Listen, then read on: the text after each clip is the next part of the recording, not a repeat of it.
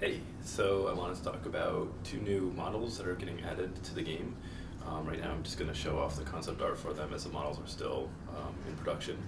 But we've decided to add a builder model for the Marine, as a builder tool to the Marines, and a welder tool.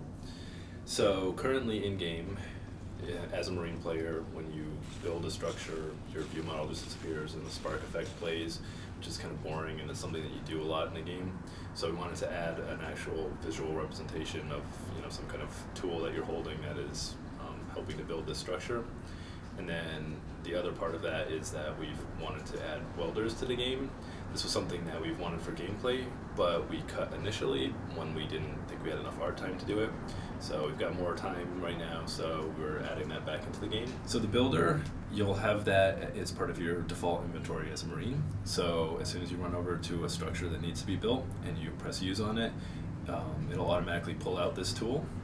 And unlike the way it currently is, where some spark effects show up, it's a little odd because you're not actually constructing these buildings. They're already built and they basically just deploy. So I've kind of changed it to be, it'll probably have an effect that looks a little bit more high-tech, like it's scanning the building and kind of running diagnostic checks on it and just prepping it for deployment. Now for the welder, that's something that we wanted to have as part of NS2 gameplay for quite a while, but initially it was cut, just we felt due to art restrictions and time that we weren't going to be able to make it happen. But we've kind of wanted it in there in the game since it was a big part of NS1. So now that we have more time, we're adding it back in. The welder is going to be used for repairing marine armor and welding doors and repairing marine structures. So this is actually going to be an upgrade that you have to purchase at an armory. So Marines will not start with this by default. Once they have purchased this upgrade, it'll allow them to run up to a door, and as soon as they press use on it, it'll automatically pull out this welder attachment.